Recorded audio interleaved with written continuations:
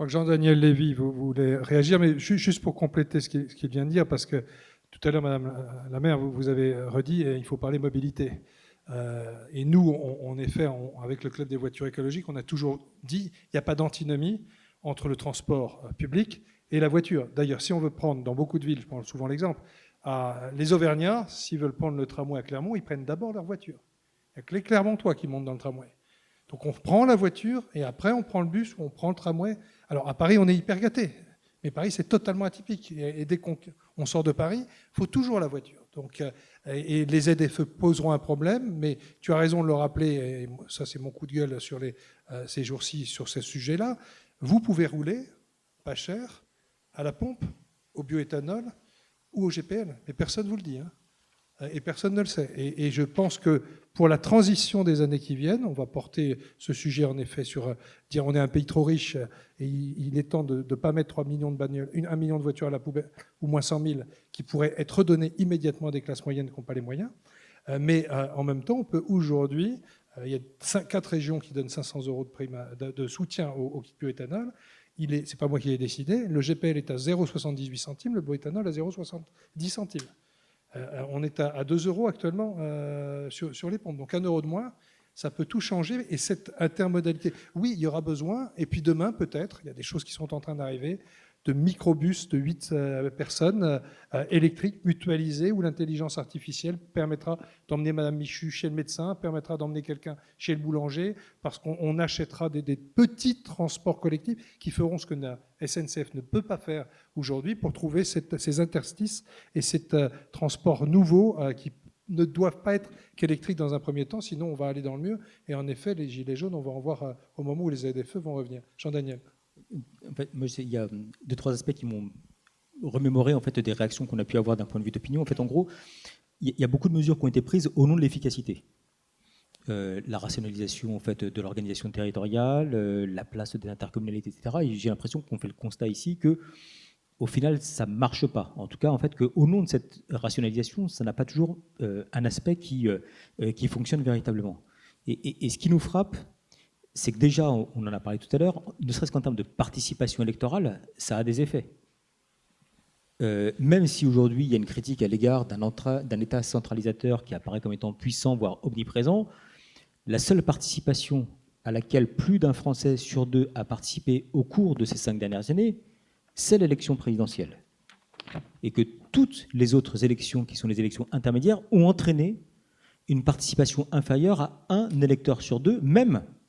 Alors après, il y avait une situation particulière, même dans le cadre des élections municipales, et si on met de côté cette période particulière, vous pouvez voir que ne serait-ce depuis 1995, il y a une baisse tendancielle de la participation aux élections municipales qui ont fait qu'on avait eu par le passé à peine plus d'un Français sur 2 qui s'est déplacé pour aller voter. Départementales et régionales. J'ai dit toutes les élections en fait depuis 2017. Donc absolument, on est entièrement d'accord. Et il y a parfois la perception que derrière les processus de décentralisation, il y a eu une forme de concentration à l'échelon régional ou départemental de l'accès aux services publics ou aux services au public.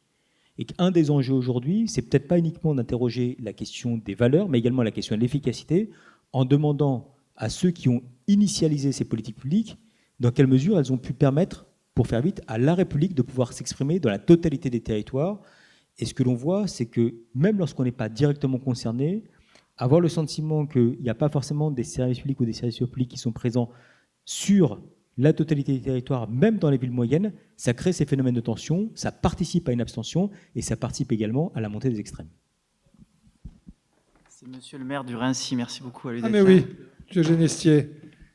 Je voulais intervenir sur votre table ronde sur la réindustrialisation et le transport, mais plutôt sur cette partie de réindustrialisation.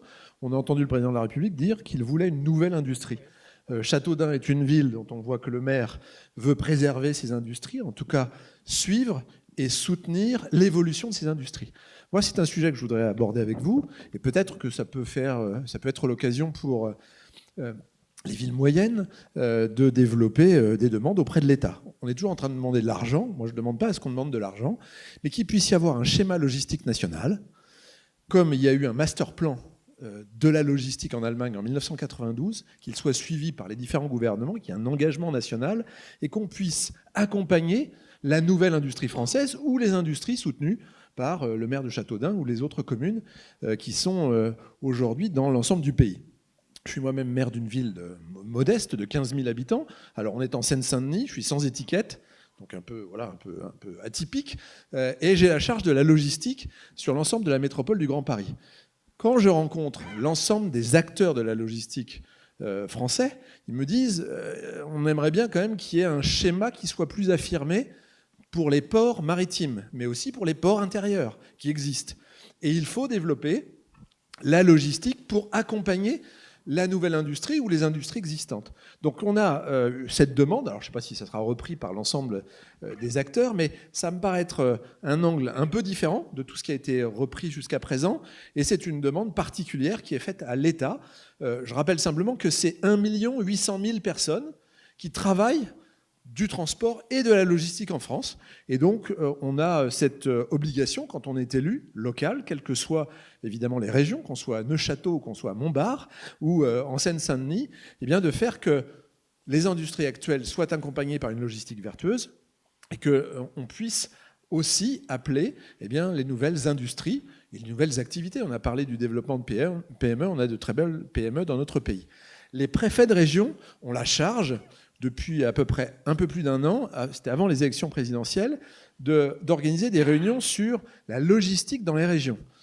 Ça a été très peu publicisé, mais je pense que si c'est repris et relancé par les élus locaux, eh bien, ça poussera peut-être l'État à aller plus loin pour faire que nous puissions ramener un peu plus d'emplois. Et je pense que quand on est maire d'une ville une ville moyenne, enfin en tout cas c'est comme cela que l'on s'appelle, eh bien on veut effectivement permettre à toutes les catégories de pouvoir accéder à un emploi. Et la logistique, eh bien c'est des personnes qui n'ont aucune formation pour certaines, avec des rémunérations qui peuvent être très élevées au bout de quelques années. Et puis on a des ingénieurs et des grands ingénieurs de logistique en France. Voilà, je voulais vous délivrer simplement ce message qui... C'est le département, tout à fait, tout à fait. Alors, je rajoute un élément quand même. On est toujours face à des injonctions contradictoires, puisqu'on dit que la route est celle qui pollue, mais la route, c'est vrai que c'est la plus fiable. Sur 1000 km, la moyenne, c'est 98,5% des transports arrivent à l'heure au quart d'heure près sur 1000 km.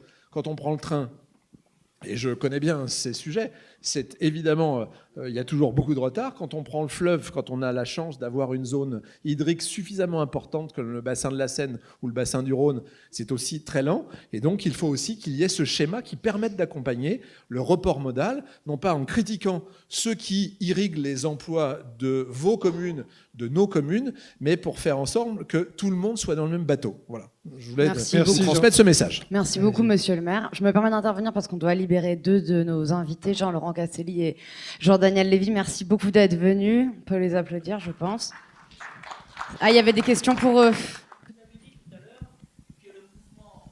De départ des grandes métropoles vers vers les villes, alors fantastiques, merveilleuses, avait été entamé avant le Covid.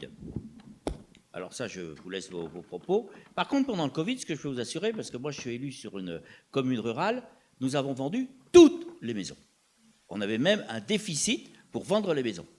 Aujourd'hui, ce n'est plus tout le cas, parce que j'en ai maintenant plein à vendre, mais monsieur qui est à votre droite est l'archétype, parce qu'effectivement, il s'est délocalisé, mais absolument pas dans une ville merveilleuse, il est allé à Nantes. Alors je ne crois pas que Nantes soit une ville moyenne.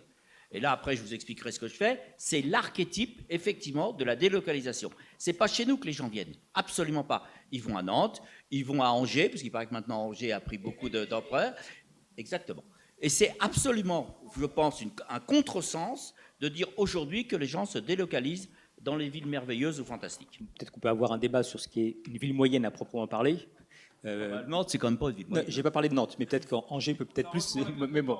Mais non, enfin, quoi qu'il en soit, il y a 2 aspects, mais peut-être pour préciser mon propos. Un, dans toutes les enquêtes qu'on faisait, avant même la crise Covid, alors même qu'elle n'était pas dans les esprits, il y avait cette aspiration. Et vous interrogiez en fait les habitants des grandes villes, ils disaient « j'aimerais pouvoir déménager, j'aimerais pouvoir partir de là, et j'aimerais pouvoir trouver un endroit où il y a un cadre de vie, un espace globalement de sociabilité qui m'apparaît comme étant plus appréciable que celui que je connais dans le cadre de mon quotidien. » On ajoute à cela également l'idée d'avoir une qualité de l'air, une qualité de l'alimentation qui apparaîtrait comme étant potentiellement meilleure, et voire même un accès à l'éducation qui serait peut-être moins contraint que celui qui peut exister à l'heure actuelle dans les grandes villes.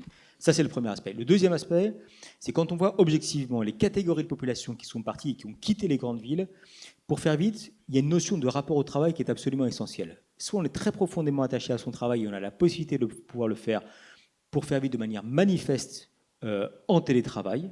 Et donc là, c'est une première catégorie de population.